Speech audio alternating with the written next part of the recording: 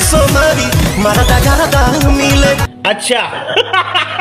अब पवन सिंह भी खेसारी लाल यादव के नक्शे कदम पर चलेंगे। अच्छा, हमको सिखा रिया है। क्योंकि उनका भी एक गाना आया था 2 नंबर लोटा, उसको लेकर भोजपुरी इंडस्ट्री में काफी विवाद हुआ। अब गाना आया है पवन सिंह का मर्दा गर्दा मिली, ये कांवर भजन।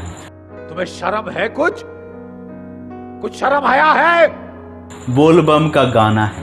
आप कल्पना नहीं कर सकते कि बोलबम में लहंगा चोली साया ढूंढी यही गाना बच गया है, बाकी सब कुछ इन कलाकारों ने गालिया के तौर पे दे ही दिया है। भोजपुरी इंडस्ट्री के कुछ कलाकार ऐसे हैं जो कुत्ते की पूंछ की तरह है, जो लाइफ में सीधे नहीं हो सकते। ऐसा लगता है कि भोजपुरी इंडस्ट्री को ये भोसरी इंडस्ट्री बनाकर ही छोड़ेंगे। वैसे जो भोजपुरी के कलाकार लहंगा ब्लाउज पेटीकोट ढूंढी के ऊपर उठता ही नहीं है, वो ऑन कैमरा हो या ऑफ कैमरा।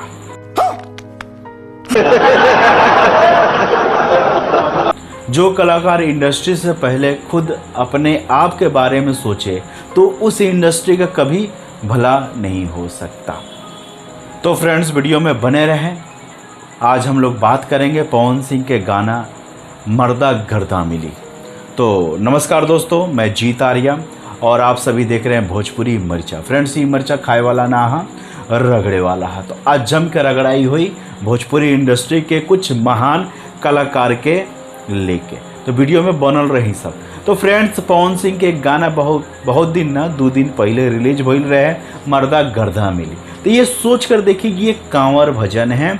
एक लड़की सोमवारी भूख रही है तो उसके ऊपर में पवन सिंह बोल रहे हैं कि सोमवारी आप जो भूख रही हो तो आपको मर्दा गर्दा मिली।